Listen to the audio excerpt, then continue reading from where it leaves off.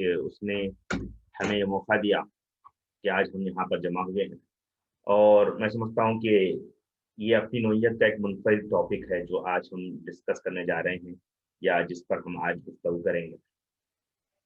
جیسا کہ ابھی محترم کنوینر صاحب نے آیت کی تلاوت کی اور اس کے ذریعے سے بہت سی باتیں ہمارے سامنے واضح ہو کر کے آ گئی، جس میں بہت واضح طور پر بتایا گیا کہ اللہ رب العزت نے انسان کو پیدا کرنے کے پیچھے مقصد کیا ہے، اور کس طرح سے اسے مختلف گروہوں میں اور مختلف قبیلوں میں کیوں انہیں بانٹا ہے، اور اس کے پیچھے لتعارفوں کی بات بتائی گئی کہ ان کے درمیان میں تعارف پیدا کیا جائے۔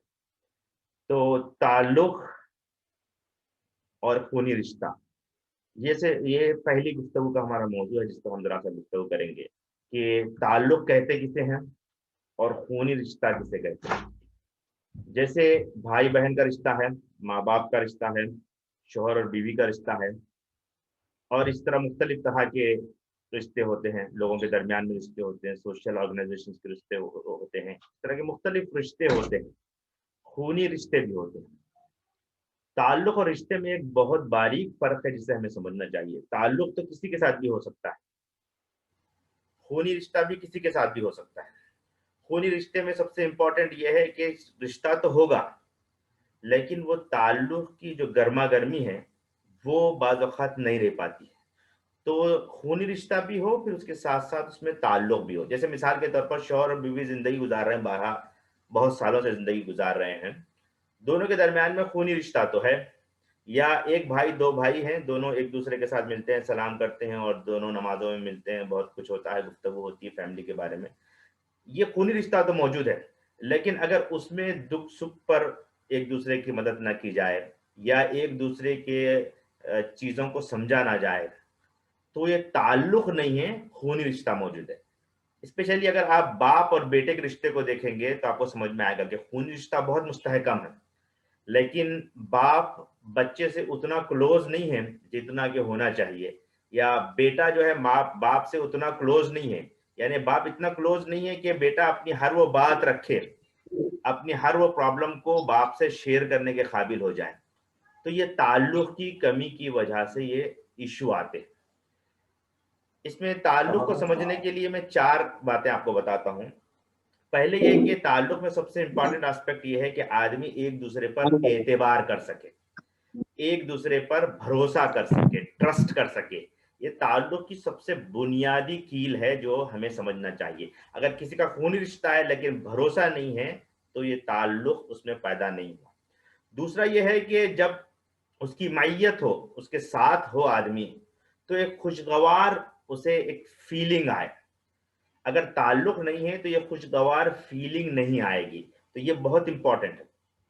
اور اس آدمی کے پریزنس کو آدمی فیل کرے، یعنی کہ اگر باپ اور بیٹے ہیں، دونوں بیٹھے ہوئے ہیں، تو دونوں ایک دوسرے کی پریزنس کو فیل کرے، وہ احساس ان کے اندر ہو، وہ خوشگواری ان کے دلوں میں رہے، اور وہ چیزوں کو سمجھ سکیں۔ پھر ایک امپورٹنٹ چیز یہ ہے کہ مشکل مرحلہ ہو یا آسان مرحلہ ہو لائف کا، تعلق تب ہوتا ہے جب مشکل مرحلے میں بھی آسان مرحلے میں بھی دونوں ایک دوسرے کو انجوائے کریں۔ خونے رشتے میں یہ ہوگا کہ آدمی انجوائے نہیں کرے گا، نبھانے کی کوشش کرے گا رشتے کو۔ مشکل دہ مرحلہ میں بھی ایک دوسرے کو اٹھا کر لے کر چلنے کی وہ تعلق میں وہ کیفیت پیدا ہوتی ہے۔ تعلق کے مختلف ڈائمنشن ہیں، اور سب سے امپورٹنٹ تعلق کا ڈائمنشن یہ ہے کہ آدمی ایک دوسرے کو ایکسپٹ کرے، اس کی اچھائیوں کے ساتھ، اس کی برائیوں کے ساتھ، یعنی اس کے اندر کچھ خامیاں ہیں، کوتاہیاں ہیں، کمزوریاں ہیں، اس کے ساتھ اسے ایکسپٹ کرے، اون کرے۔ آدمی ایک دوسرے کو اون نہیں کریں گے تو یہ جو تعلق کی کیفیت ہے، یہ جو رشتے کی کیفیت ہے، وہ آدمی نبھا نہیں پاتا ہے۔ تو تعلق میں یہ بہت ہی امپورٹنٹ ہے۔ اب اس کے ڈائمنشن پر ہم بات کرتے ہیں۔ ڈائمنشن یعنی کہ مختلف جہتیں تعلق کی، کون کون سی مختلف ڈائمنشنز ہو سکتے ہیں تعلق کے؟ آپ میں سے کوئی بتا سکتے ہیں؟ میں نے پچھلی بار جب ہمارے مظفر صاحب جا رہے تھے تو میں نے ڈائمنشن بتائے تھے، 5 ڈائمنشن بتائے تھے، کسی کو یاد ہے؟ کوئی بتا سکتے ہیں اوپن کر کے مائک؟ جی عرفان صاحب۔ کچھ یاد ہے؟ آئی تھنک رشتہ داری کا ایک بولے تھے آپ، جی، اور سیلف ریفلیکشن کا ایک بولے تھے میرے خیال سے سب۔ جی، اور کوई साहब जी बता सकते हैं वाज़ेह पांच डायमेंशन किसी को याद है? ठीक है, हम आगे बढ़ते हैं। पहला सेल्फ था रिफ्लेक्शन, जी वो सेल्फ रिलेशनशिप विद रिफ्लेक्शन जो है relatives, ji ji ji relation with relatives, ठीक है, और हयात में शरीक करना, माशाल्लाह जी, और सोशल रिलेशनशिप, रिलेशनशिप ताल्लुक बिल्ला, अल्लाह से ताल्लुक जी जोड़ना। जी ठीक है, सही। तो पहला ताल्लुक का डायमेंशन है वो है अपने आप से ताल्लुक। अगर आप चाहें तो उसे लिख लें, अपने आप से ताल्लुक, ये पहला हिस्सा है। इंशाल्लाह हम आज इस पर ज्यादा गुफ्तगू अपनी करेंगे। फिर दूसरा ये है कि अपने खुदा से ताल्लुक, दूसरा उसका डायमेंशन है अपने खुदा से ताल्लुक। फिर तीसरा ये है कि अपने रिश्तेदारों से ताल्लुक, जिसमें बीवी भी शामिल है, ठीक है। उसके बाद चौथा ताल्लुक है वो औरों से यानी कि दूसरों से, जिसमें जो है तमाम सोशल ऑर्गेनाइजेशन आएंगे, तंजीमें आएंगी, तमाम चीजें, वो चौथा डायमेंशन हुआ। और पांचवा और अहम आखिरी ताल्लुक वो है फितरत के साथ ताल्लुक, माहौल के साथ ताल्लुक, समाज और सोसाइटी के साथ ताल्लुक। ये 5 एरिया हैं जिस पर हमें काम करने की जरूरत है। तो आज जिस चीज पर मैं बात करना चाहूंगा वो है सबसे पहला ये कि अपने आप के साथ ताल्लुक आप कैसा करें। अपने आप से ताल्लुक का मतलब क्या है? यानी कि आप जिस तरह की जिंदगी गुजार रहे हैं उसमें अपने आप के दरमियान में इतना स्ट्रॉन्ग ताल्लुक हो कि आपको अपनी एहसास खुद ही हो कि मैं क्या हूं, ये आदमी को मालूम हो, यानी अपनी जात का मुकम्मल उसे एहसास हो, वो महसूस करे कि मेरी जात क्या है और मुझे किस तरह से और कहां से कैसे जिंदगी गुजारनी है, जिंदगी की हक़ानियत उस पर वाज़ेह हो जाए, उसे अपने इक़दार का इदराक हो, वो ये समझे कि मेरी मजहबी जिम्मेदारी क्या है और ईमानी जिम्मेदारी मेरी क्या है, मेरी वैल्यूज क्या हैं, और उसे मीनिंगफुल अंदाज में वो अपनी जिंदगी को गुजार सके। इसको समझने का, इसको जांचने का तरीका ये है कि अगर आपका दिन खत्म हो जाए, यानी कि सुबह से शाम तक आपने मेहनत की, कंपनी में काम कर रहे हैं, जहां भी आप, दिन खत्म हो जाए लेकिन आपकी एनर्जी खत्म ना हो, यानी आप अपने दिन का इतना मरबूत अंदाज से इस्तेमाल करें कि पूरा दिन तो खत्म हो गया लेकिन इसके बावजूद आपके अंदर एनर्जी मौजूद है, यानी आप सही अंदाज से अपने टाइम का इस्तेमाल कर रहे हो। या दूसरे अंदाज में अगर मैं कहूं कि टाइम मैनेजमेंट का जो उसूल है कि आदमी ये समझता है कि अपने 24 घंटों को किस तरह से ऑक्यूपाइड करे, ये असल में टाइम मैनेजमेंट का भोंडा तस्वुर है। टाइम मैनेजमेंट का असल तस्वुर ये है कि आपको इतना टाइम मिल सके, इतना फ्री टाइम मिल सके कि आप अपने आप पर गौर व फिक्र कर सकें, अपना जायजा ले सकें, या फिर दूसरे अंदाज में जैसे हमारे दोस्त ने कहा कि सेल्फ रिफ्लेक्शन हो, यानी कि दिन भर का जायजा लेकर के आप अपनी उस एनर्जी को बचा सकें जो अपने खुदा से लगा सकें, अपने रिश्तेदारों से लगा सकें उस एनर्जी को, अपने बीवी बच्चों के साथ उस एनर्जी को शेयर कर सकें, अपने अजीज व खारिक के साथ, अपनी तंजीमी साथियों के साथ उसे शेयर कर सकें, उतनी एनर्जी वो बाकी रखे।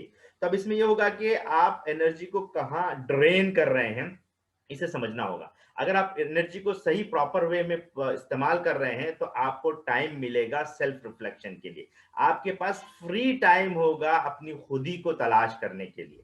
अब आप जायजा लेकर के देखें कि मेरे पास कितना टाइम है अपने आप के ऊपर खर्च करने के लिए, कौन सा फ्री टाइम है जिसमें मैं गौर और फिक्र करूं कि मेरी जात क्या है, मेरा अल्लाह ताला से ताल्लुक कैसा है, मुझे अपनी जिंदगी कैसे गुजारनी चाहिए, मेरी जिंदगी का प्लान क्या है। मैं जब 5 साल पहले सऊदी अरब आया था और उसके बाद अब मैं यहाँ पर मौजूद हूँ तो मेरी कैफियत क्या है, मेरे बच्चों के सिलसिले में मेरे प्लानिंग क्या थी और क्या मैं उसे इंप्लीमेंट कर पा रहा हूँ, क्या मेरी जिंदगी ऐसी ही गुजरेगी। ये वो तमाम चीजें होंगी जिसमें आदमी जो है अपने आप के बारे में सोचेगा, गौर व फिक्र करेगा, तदब्बुर करेगा। गौर व फिक्र और तदब्बुर के लिए अगर मुझे टाइम नहीं मिल रहा है अपने आप से, तो इसका मतलब ये है कि मैं अपने 24 घंटे का प्रॉपर इस्तेमाल नहीं कर रहा हूं। तो टाइम को इस अंदाज से बांटें कि फ्री टाइम मैसर आए अपने आप पर सेल्फ रिफ्लेक्शन करने के लिए। इसके 2 डायमेंशन मैं आपको बताता हूं। एक ये है कि आपकी तन्हाइयां, जो आपके जो तन्हाई है, कोई आपको देख नहीं रहा है, वो आपकी अगर इंजॉयबल है, आप उसे उससे मजा ले रहे हैं, यानी कि आपकी तन्हाई आपको डराती नहीं है, आपकी तन्हाइयों में آپ کو اپنی خودی کا احساس ہوتا ہے, گناہوں سے دور اللہ کی طرف رغبت بڑھتی ہے. اگر میری تنہائیاں مجھے سپورٹ کر رہی ہیں تو آپ یقین جانیے کہ یہ بہت بڑا آپ کو یہ مل رہا ہے, یعنی کہ سائلنس آف پریزنس, یعنی کہ اپنی پریزنس میں ایک سائلنس محسوس ہو, اللہ کی پریزنس کا احساس انسان کو ہو. یہ اس کا کیا کہہ سکتے ہیں آپ کے کرائٹیریا ہے کہ آپ سیلف ریفلیکشن کے پروسیس سے گزر رہے ہیں. میں سیلف ریفلیکشن کے پروسیس سے گزر رہا ہوں, مجھے فری ٹائم مل رہا ہے اپنے آپ کا جائزہ لینے کے لیے. تو ہماری تنہائیاں بامانے ہوں, میری تنہائی میرے لیے سپورٹیو رول ادا کرے. تو یہ بہت امپورٹنٹ چیز ہے کہ غیر ضروری چیزیں حائل نہ ہوں. میری تنہائیوں میں میرے فکرات حائل نہ ہوں, میری تنہائیوں میں میرے جو خرافات ہیں وہ مجھ پر حاوی نہ ہوں, میری تنہائیوں میں میری جو خواہشات ہیں مجھ پر حاوی نہ ہوں. مجھے اس کا بہت زیادہ ڈیپلی جائزہ لینا ہے. پہلے نمبر پر آپ سے بھی میں درخواست کروں گا کہ آپ اس کا جائزہ لیں, یعنی کہ فطرت کی آواز کو پہچانیں کہ مجھے کیسے رہنا ہے, زندگی کیسے گزارنا ہے. یہ فرسٹ ایریا ہے, آپ یہ کہہ سکتے ہیں کہ انٹراسپیکشن کا پارٹ ہے جو مجھے اور آپ کو اس کا جائزہ لینا ہے. دوسری بات یہ ہے کہ جب آپ تنہائیاں آپ کی بامانے ہوں گی تو آپ کیا کریں گے, اپنی قیمتی وقت کا آپ جائزہ لیں گے. سیلف انالائسس کرنا پڑے گا, آپ کو سیلف انٹراسپیکشن کرنا پڑے گا. اپنی وسعت کو جائزہ لیں, یعنی کہ آپ کے پاس جتنا اللہ رب العزت نے ٹائم پیریڈ دیا ہے, ٹائم لائن جو آپ کو دی ہے, اس ٹائم لائن کا جائزہ لے کر کے اس کی پراپر پلاننگ کر سکیں. یہ دو امپورٹنٹ چیزیں. کیا دونوں امپورٹنٹ چیزیں کوئی بتا سکتے ہیں؟ ابھی جو میں نے دو باتیں بتائی آپ کو, یہ پہلے اس آسپیکٹ پہ بات کر رہے ہیں, یعنی کہ اپنے آپ سے آپ کا رشتہ کیسا ہو اس کو جائزہ لینے کے لیے دو چیزیں ہیں. کیا کیا چیزیں ہیں؟ ایک سیلف انالیسس ہے اور دوسری کیا چیز ہے؟ آپ کو وقت ملے, آپ کی تنہائیاں خوشگوار ہوں, آپ کی تنہائیاں بامانے ہوں. یہ دو امپورٹنٹ ہے, تنہائیاں بامانے ہوں اور اس پر آپ سیلف ریفلیکشن کریں, سیلف انالیسس کریں. یہ امپورٹنٹ آسپیکٹ ہے. اس کے آسان طریقہ میں آپ کو بتاتا ہوں. میں 4 آپ کو اسائنمنٹ دیتا ہوں جو آپ کرنا چاہیں. پہلا کام یہ کریں کہ اسائنمنٹ لینے سے پہلے کہ جتنا بھی جب آپ بیٹھیں تنہائی میں تو کریں یہ کہ جتنا آپ کے دماغ میں جو کچھ ہے اپنے بارے میں پیپر پہ لکھتے چلے جائیں. آج اگر آپ بیٹھ کر کے کرنا چاہیں تو آپ کو بہت بڑا فائدہ ہوگا. جو کچھ آپ کو وریز ہیں, جو کچھ آپ کے دماغ میں خیالات آ رہے ہیں, جو کہ ان پینڈنگ کام ہیں, اس کو بس ایک پیج پر لکھتے چلے جائیے. 50 100 200 10-15 منٹ لیجیے اور جو کچھ چیزیں ہیں جو وری کر رہی ہیں وہ تمام چیزوں کو آپ لکھتے چلے جائیے.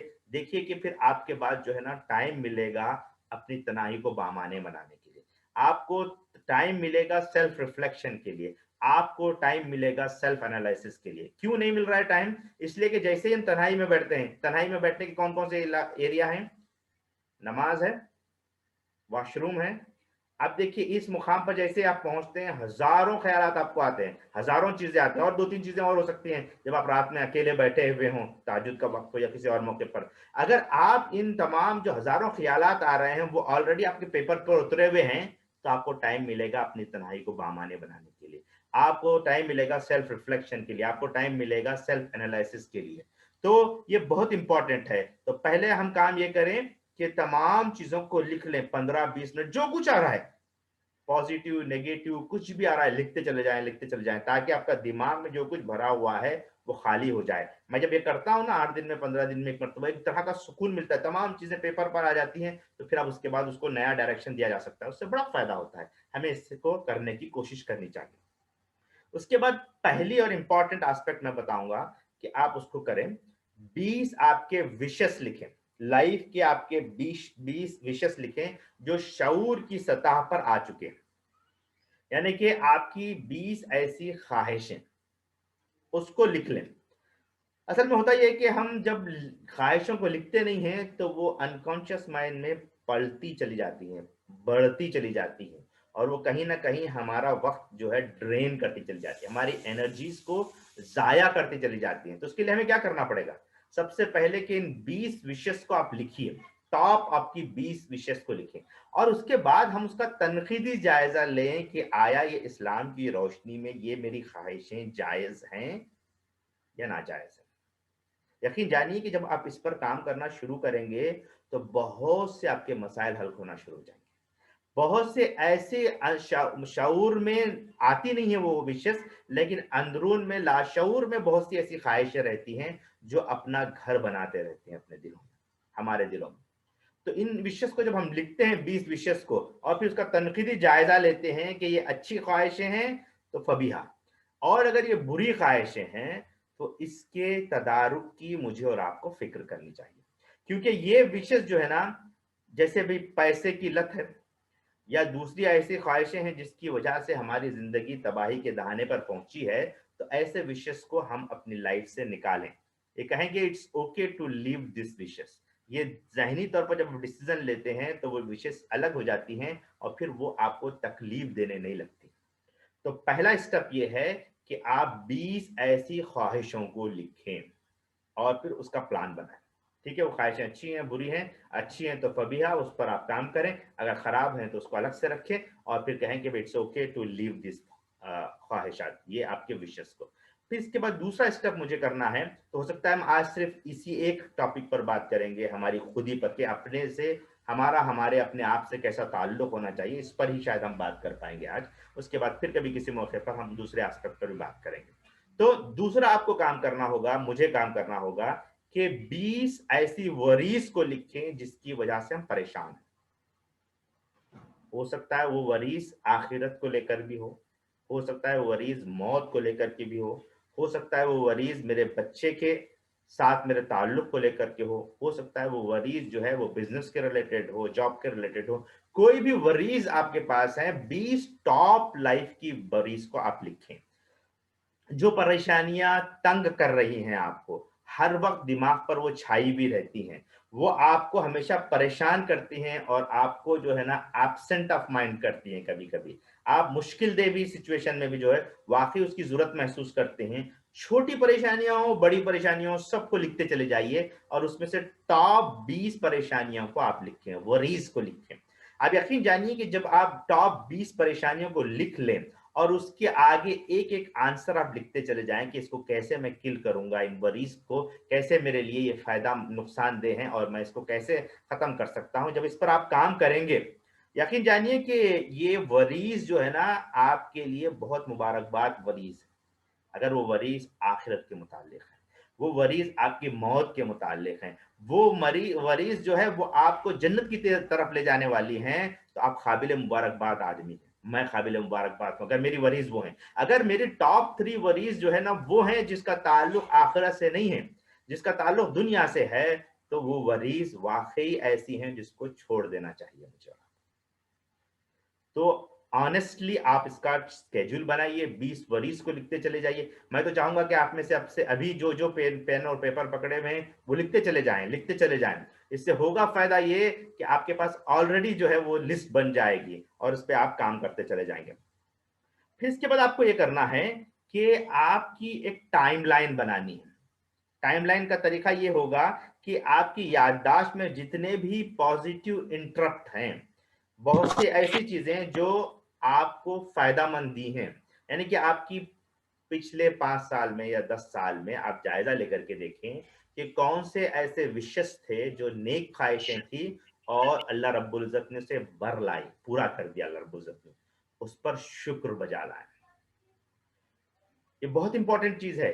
लाइन शकरतुम लाज़िदन्नकुम, अल्लाह ताला ने यही कहा कि अल्लाह ताला अगर शुक्र बजा लाएंगे तो और ज्यादा देंगे अल्लाह रब्बुल इज्जत। तो वो कैफियत हमारे अंदर होनी चाहिए कि जज्बा शुक्र हम बजा लाएं कि हमारी कुछ ऐसी ख्वाहिशें थी जो जायज ख्वाहिशें थी और अल्लाह रब्बुल इज्जत ने उसे पूरा की, तो उस पर हम अल्लाह ताला का शुक्र बजा लाएं। और ऐसी वो वरीज जो कि हमारी जो है मुस्तहसन वरीज थी और वो वरीज जो है ना हमारे लिए फायदा मंदी है, तो उस पर हम अल्लाह ताला का शुक्र बजा लाएं, एहसास शुक्र बजा लाएं।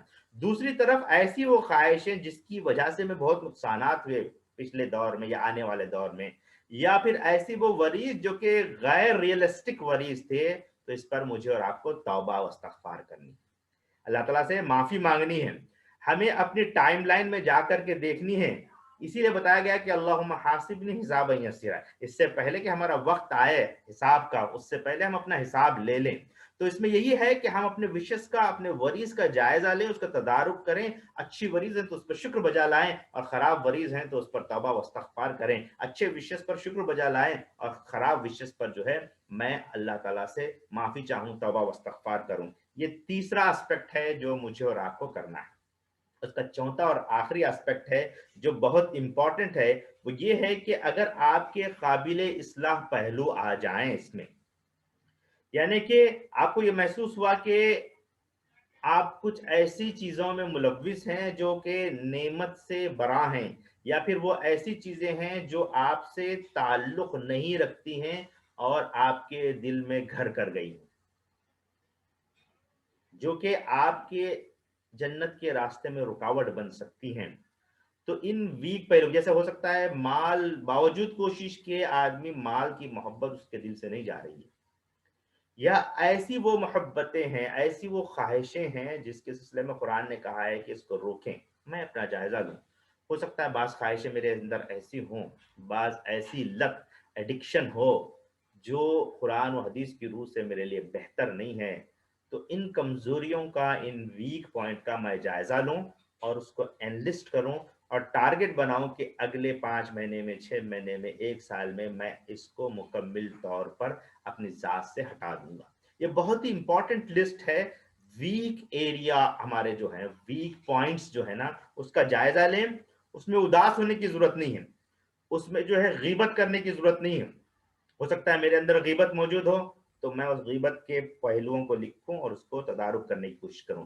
میرے اندر غصہ زیادہ آتا ہے، میں بار بار اداس رہتا ہوں، یا پھر جو ہے میں کوئی کام ٹھیک سے نہیں کر سکتا ہوں، میرے اندر ڈسپلین نہیں ہے، تو یہ اگر کمزور پہلو ہیں تو میں اس کا جائزہ لوں اور اسے دھیرے دھیرے دھیرے ٹارگیٹ بیس ہٹانے کی کوشش کروں۔ اور اللہ رب العزت نے اگر بہت سی نعمتیں مجھے دی ہیں، بہت سی اچھی چیزیں دی ہیں، اس جائزے کے بعد معلوم ہوا کہ میرے اندر صبر بھی ہے، میرے اندر شکر بھی ہے، تو اللہ تعالیٰ کا شکر بجا لاؤں کہ اللہ تعالیٰ نے مجھے صبر عطا کیا، اللہ تعالیٰ نے مجھے لوگوں سے خوش الحانی سے بات کرنے کی توفیق دی۔ یہ تمام چیزوں کو میں لکھوں اور اس پر کام کرتا چلا جاؤں۔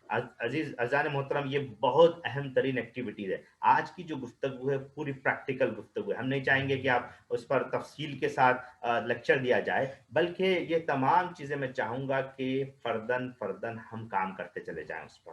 اور اگر آپ یقین جانیے کہ آپ کا اپنے ساتھ تعلق اتنا اچھا ہو جائے، یہ میں اپنے آپ سے بھی کہہ رہا ہوں، یہ میں نے خود اپنے لیے پہلے پڑھا تھا، یہ پریکٹس میں نے کی تھی، پھر آپ کے سامنے میں اس کو پیش کر رہا ہوں، اور بہت سے ایسے پہلو ہیں ابھی جو ہے وہ میرے اپنے پریکٹیکل پوائنٹس میں آنی ہیں، کچھ چیزوں پر میں نے امپلیمنٹ کیا، کچھ چیزوں پر میں چاہ رہا ہوں کہ اس پر اور کام کروں، تو میں چاہوں گا کہ آپ میں سے ہر شخص بھی اس پر کام کرتا چلا جائے۔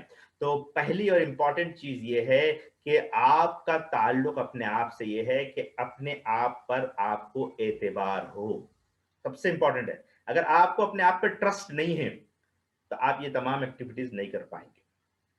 پھر آپ کو اپنی جو ہے نا تنہائی بامانے نظر آئے، تنہائی انجوائے آپ کر سکیں اللہ کے لیے۔ انجوائے سے مطلب وہ نیگیٹو سینس میں نہیں کر رہا ہوں، میں پازیٹو سینس میں تنہائی آپ کو خوشی محسوس ہو، اللہ سے آپ کا تعلق بہتر سے بہتر ہوتا چلا جائے، پھر آپ کو تنہائی جو ہے نا آپ کو سیلف ریفلیکشن کا موقع دے، تو یہ امپورٹنٹ آسپیکٹ ہے جسے مجھے اور آپ کو اس پر کام کرنا ہے۔ اور اس کے لیے میں نے 4 ایریا بتائے، اور اس سے پہلے یہ کرنا ہے کہ پہلے دماغ میں جو کچھ ہے اس کو لکھ کر کے ختم کر دیں، پھر اس کے بعد 4 آسپیکٹ پر کام کریں، 20 وشز لکھیں، 20 وریز لکھیں، پھر جو ہے نا پرسنل ٹائم لائن میں جا کر کے دیکھیں کہ جو وشز تھے وہ بر آئیں اور اچھی وشز تھیں تو اللہ تعالیٰ کا شکر بجا لائیں، اگر خراب وشز تھی اور وہ بھی بر آئی ہیں تب توبہ و استغفار کریں، اسے چھوڑنے کی کوشش کریں، اور اگر ایسی وریز ہیں جو اچھی وریز تھی وہ بر آئیں تو اللہ تعالیٰ کا شکر بجا لائیں، اور اگر خراب وریز تھی اور وہ بر آئی ہیں تو توبہ و استغفار کریں۔ پھر آخر میں جو پوائنٹس آف امپرومنٹ آپ کو آئے اس دوران میں، اس پورا انالائسس میں، تو ان پوائنٹس آف امپرومنٹ کو لکھیں اور اس کو پوری طرح سے اپنی زندگی سے نکالنے کی کوشش کریں۔ یہ پہلا اسٹیپ تھا اپنے آپ سے تعلق۔ میں اس موقع پر صرف اللہ سے تعلق کو رکھ کر کے اپنی بات کو اگلے 5 منٹ میں ختم کروں گا انشاءاللہ، 5 سے 6 منٹ میں جو ہمارا وقت ہے۔ تو اللہ تعالیٰ سے تعلق کی کیفیت کیسی ہوگی؟ کیونکہ جب آپ اپنے آپ سے تعلق آپ کا مضبوط ہو جائے اور آپ کی تنہائیاں بامانے ہو جائیں اور آپ کو اپنے آپ پر رشک بھی آئے اور اللہ تعالیٰ کے سامنے شکر کا جذبہ بھی ہو اور توبہ و استغفار کی کیفیت ہوگی، تو اس کو کرنے کے لیے اللہ تعالیٰ سے میرے تعلق مضبوط ہونا چاہیے۔ اللہ تعالیٰ سے تعلق کیسے مضبوط ہوگا؟ جو بخاری کی جو پہلی حدیث ہے، کیا ہے پہلی حدیث عرفان صاحب؟ انما الاعمال انما بالنیات۔ الاعمال بالنیات۔ تو اپنی نیتوں کو خالص کریں، یا دوسرے انداز میں یہ کہوں کہ نیتوں میں جو ہے اخلاص پیدا کریں، یعنی اپنی نیتوں کی نگہبانی کریں، اس کو فوکس، یعنی کہ آپ کہہ سکتے سی سی ٹی وی کیمرہ لگائیں اس کے اوپر، اپنی نیتوں کے اوپر، کیونکہ یہ نیتیں ایسی چیز ہیں جو ہمیں جج کرنے والا بنائیں گی، شک کرنے والا بنائیں گی۔ اگر ہماری نیتوں پر کنٹرول نہیں ہے تو پھر ہماری پریشانیاں ہماری نیتوں پر غالب آ جائیں گی، ہماری جو ہے نیتیں ہمیں تباہ و برباد کر دیں گی۔ تو اطمینان قلب کے لیے سب سے امپورٹنٹ ہے کہ ہم اپنی نیتوں کی نگہبانی کریں۔ نیتوں میں شک سب سے امپورٹنٹ ہے۔ اپنی ذات پر اگر آپ شک کریں گے تو آپ کا کانفیڈنس چلا جائے گا۔ اگر میں اپنی ذات پر شک کر رہا ہوں تو میرے اندر سے کانفیڈنس ختم ہو جائے گا۔ اگر میں دوسروں پر شک کر رہا ہوں تو یہ ہوگا کہ میرے اور اس کے درمیان میں وہ شخص کی جو ہے کریٹیوٹی ہے، اگر میں رفقا پر شک کر رہا ہوں، ان کی نیتوں پر شک کر رہا ہوں، تو ان کے اندر جو کریٹیوٹی ہے وہ ختم ہو جائے گی۔ پھر سب سے امپورٹنٹ یہ ہے کہ نیتوں پر شک کرنے کی وجہ سے انسان کا کیریکٹر بھی تباہ و برباد ہو جاتا ہے۔ تو اگر میں اپنی نیتوں پر شک کر رہا ہوں تو اس کی وجہ سے مجھے مشکل ہوگی، تو مجھے پہلے نگہبانی کرنی ہے اپنی تمام نیتوں کی۔ پھر نیتوں کی کیفیت کیا ہے، یعنی کہ میرے بیہیویئر کی کیا کیفیت، اگر میں جائزہ لوں گا تو میں اپنی نیتوں کی کیفیت کو بھی سمجھنے والا بنوں گا۔ آپ قرآن کا مطالعہ کریں گے تو اس پر تفصیل کے ساتھ سورہ حجرات میں بہت سی باتیں ہیں، سورہ نور میں آپ کو بہت سی باتیں ملیں گی جس کو ہمیں سمجھنے کی ضرورت ہے۔ تو اس لیے ہماری کیفیت کا ہم جائزہ لیں، پرکھیں ہماری کیفیات کیسی ہیں، کیسے ہیں ہمارا خدا سے تعلق کی کیفیت۔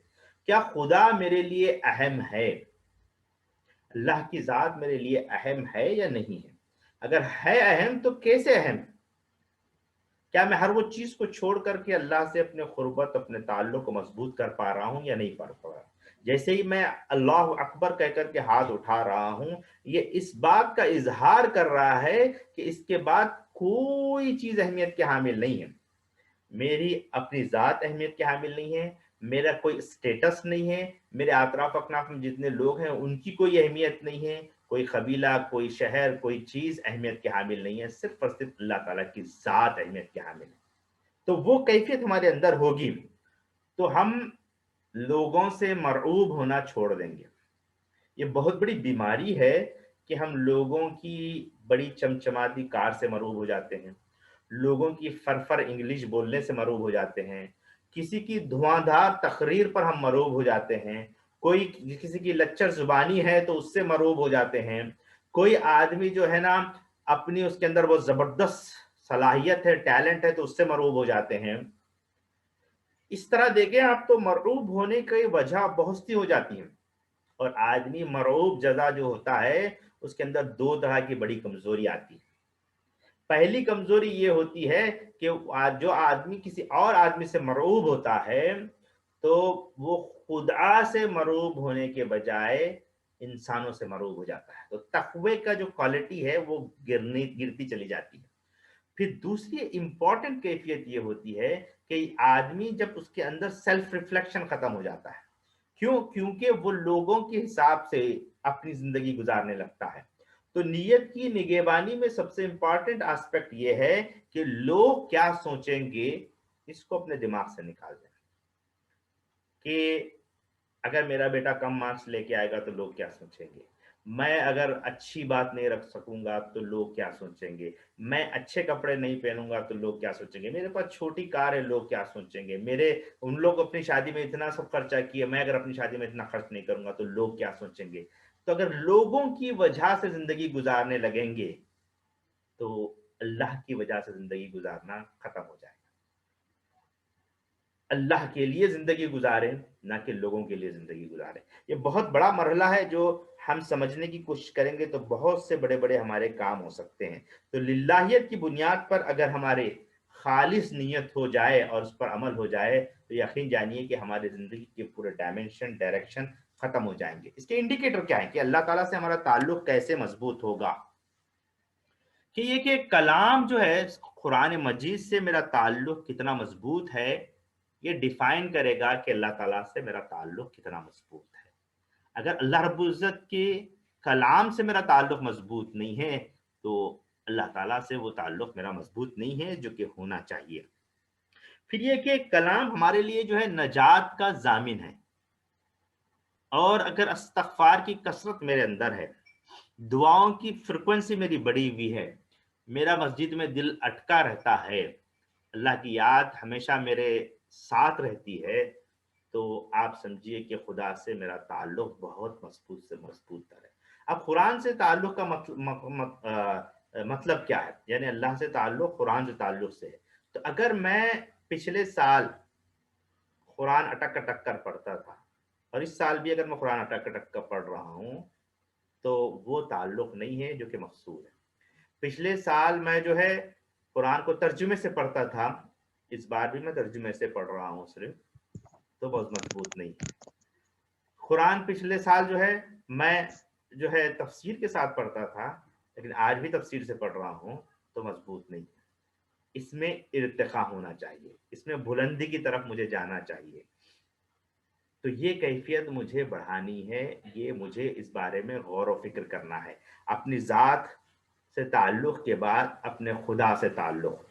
اس کے جو 3 اور ڈائمنشن ہے میں اس پر بات نہیں کروں گا، صرف اس کا اعادہ کرتے ہوئے اپنی بات کو ختم کروں گا کہ یہ کہ آپ کا اپنوں کے ساتھ تعلق، اسپیشلی اپنی بیوی کے ساتھ تعلق، شریک حیات کو حیات میں شریک کریں نہ کہ جائیداد یا بیڈ روم میں شریک کریں، بلکہ آپ کا یہ معاملہ ہو کہ آپ کی اہلیہ کے ساتھ کہ آپ کی ہر وہ چیز جو کہ آشکار کی جا سکتی ہیں آپ کی اہلیہ کو معلوم ہونا چاہیے. یہ بہت اہم ترین چیز ہے. اپنوں کے ساتھ رشتہ ہے، اسپیشلی جو ہے آپ کے بھائی بہنوں کے ساتھ ان کے جذبات کو سمجھیں، ان کے احساسات کو سمجھیں، ان سے تعلق کو بڑھائیں.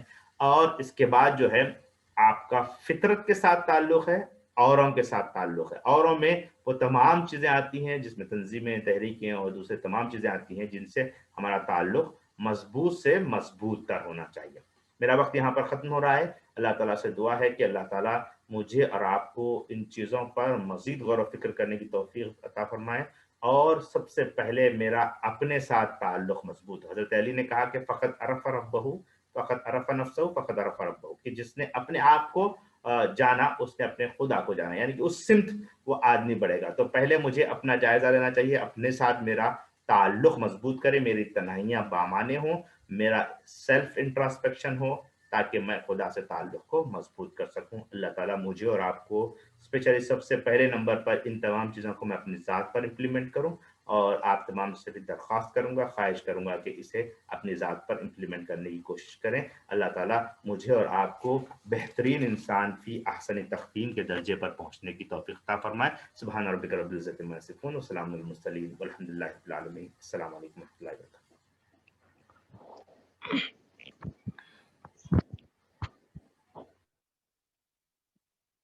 جزاک اللہ خیر محترم، بہت ہی اہم گفتگو آپ نے فرمائی ہے. عمومی طور پر اس طرح کی اور اس لیول کی گفتگو ہم لوگوں کو سننے کو نہیں مل پاتی ہے، اور عام طور سے یہ احساس رہتا ہے کہ ہمارے تعلقات اللہ سے کمزور ہیں، ہمارے مسائل ہمارے ساتھ لگے ہوئے ہیں، یعنی ایک طرح کی زندگی آماجگاہ بنی رہتی ہے اور طرح طرح کے مسائل ایک ساتھ انسان کے پاس رہتے ہیں، الجھے رہتے ہیں، لیکن سمجھ میں نہیں آتا ہے کہ ان سب چیزوں کو کیسے منظم کیا جائے اور کس طریقے سے ان چیزوں سے چھٹکارا پایا جائے. ایک بہت اہم رہنمائی آپ نے فرمائی ہے. اللہ تعالیٰ آپ کو جزائے خیر دے، آپ کے علم میں اضافہ کرے اور ہم لوگوں کو ایسے ہی مواقع فراہم کرتا رہے آپ سے استفادہ کرنے کا. میری گزارش ہے ساتھیوں سے کہ اس سے متعلق اگر آپ لوگوں کے پاس سوالات ہیں تو آپ لوگ ضرور کریں.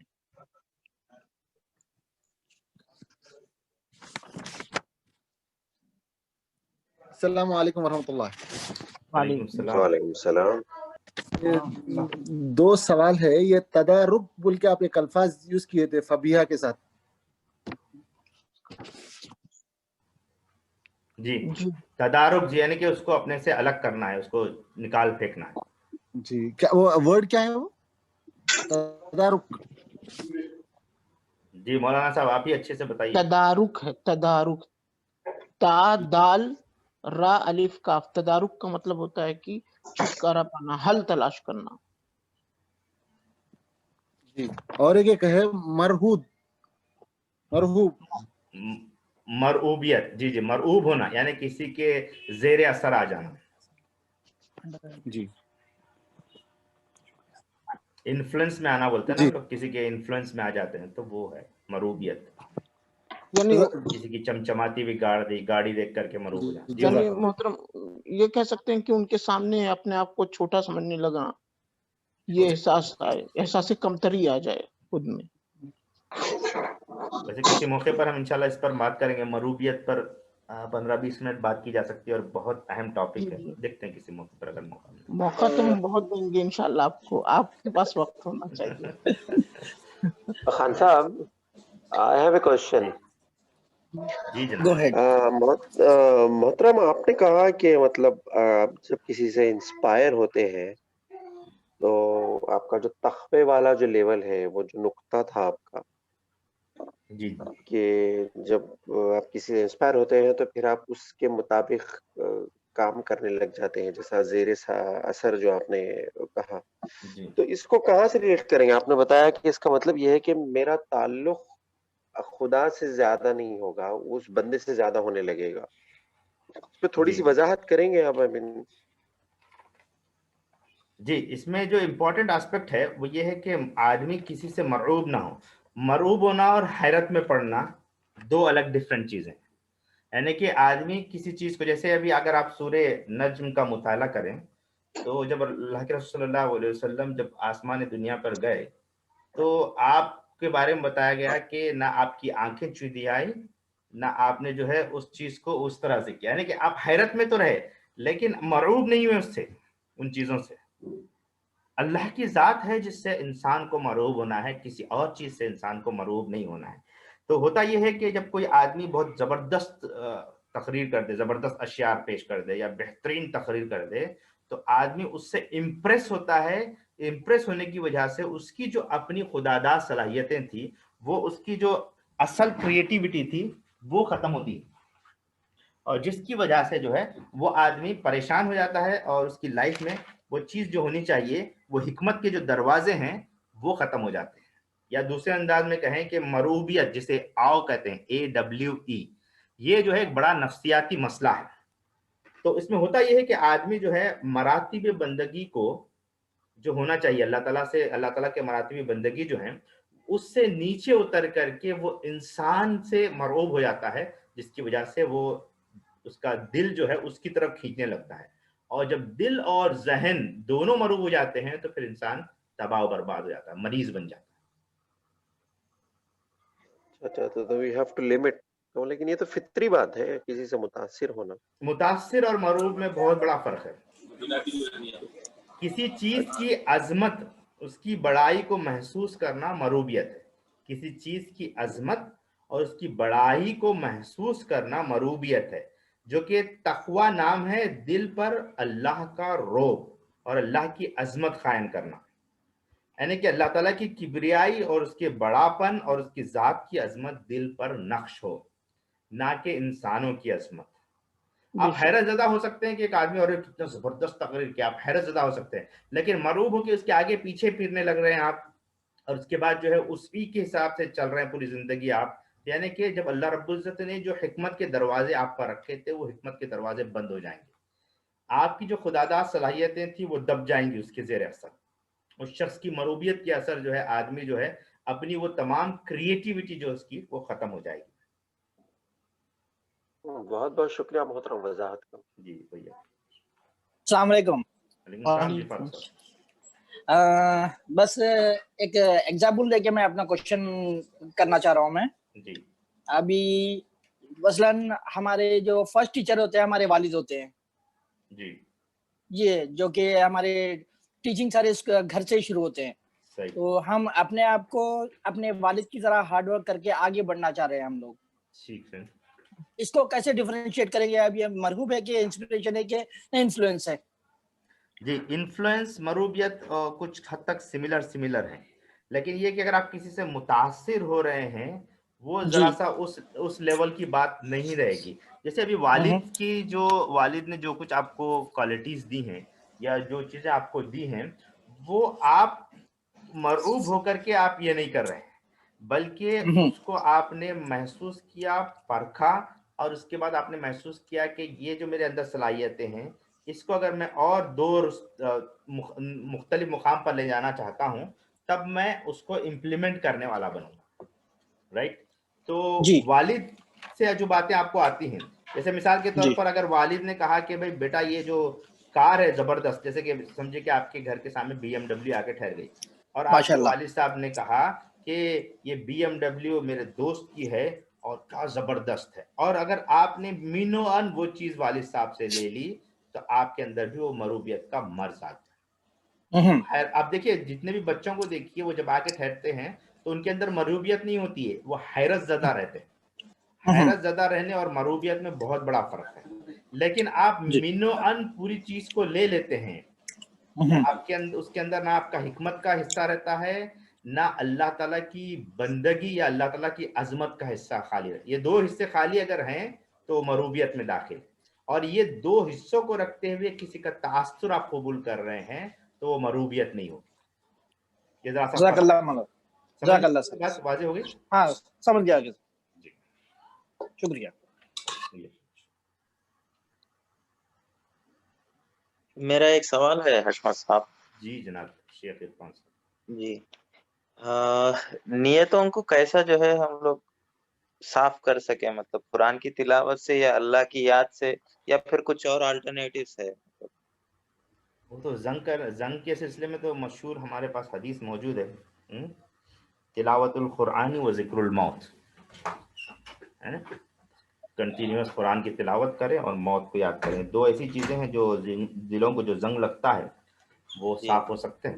اور اصل میں نیتوں کی حفاظت کس طرح سے کی جائے یہ بہت بڑا موضوع ہے جس پر بہت تفصیل سے ہمیں اصل میں اپنے حلقوں میں گفتگو کرنی چاہیے. خود اپنے آپ کو ہم اس میں پڑھیں، کیونکہ یہ نیتوں کا جو نگہبانی ہے نا اس کا تعلق آپ کی خیالات سے ہے. اگر آپ کا دل پاک نہیں ہے، ذہن پاک نہیں ہے، تو نیتوں پر کنٹرول کرنا بہت مشکل ہوتا ہے. تو اس کے لیے سب سے پہلے کہ مجھے اپنے دل کو پاک کرنا ہے، میرے اپنے خیالات کو پاک کرنے، میرے ذہن کو پاک کرنی ہے. ورنہ کیا ہے، یہ خیالات ہی ہیں جو نیتوں کی شکل میں آگے آتی ہیں، یا پھر یہ کہیں گے کہ جو ہمارا تھاٹ پروسیس ہے، جو خیالات ہمارے پاس آتے ہیں، یہ تھاٹ پروسیس اگر ہمارے کنٹرول کے باہر ہے، ہر طرح کے خیالات کو ہم جو ہے موقع دیتے ہیں تو وہ نیتوں پر اثر انداز ہوں گے، پھر ہماری نیتیں جو ہے اسی طرح پراگندہ ہوں گی. تو اس کے لیے جو ہے بہت امپورٹنٹ ہے کہ خلق اور خلق کی جو ڈیفینیشن ہے نا، خلق جو ہے یہ بہت امپورٹنٹ ہے. یہ ان بلٹ انہرنٹ جو کوالٹی ہے خلق ہے، اس پر کام کرنا ہے. امام غزالی نے کہا کہ جس کا خلق اچھا نہیں ہے، اگر اس کا خلق یعنی کہ باہر کے اطوار اگر اچھے ہیں تو وہ کامیاب نہیں ہو سکتا. اس کے لیے خلق اس کا اچھا ہونا ہے. اور خلق کیسے اچھا ہوگا؟ اس کے لیے حرام کمائی نہ ہو. رائٹ. یہ سب سے امپورٹنٹ ہے کہ اگر حرام کمائی ہے یا حرام کا لقمہ آ رہا ہے تو پھر اس کے خیالات پر اس کے اثرات ہوں گے، اور وہ خیالات جو ہے وہ نیتوں پر اثر انداز ہوں گے، اور پھر نیتیں جو ہے انسان کو تباہی کی طرف لے جائیں گے. اللہ تعالیٰ سب سے پہلے مجھے محفوظ رکھے اور ہم تمام کو. جی وہ حدیث بھی موجود ہے جس میں دعا سکھائی گئی ہے کہ اللہم کما حسنت خلقی فحسن خلقی، کہ جس طریقے سے اللہ تو نے میرے شکل و صورت کو بہترین بنایا ہے ویسے ہی میرے اخلاق کو بھی بہتر بنا دیا. آمین.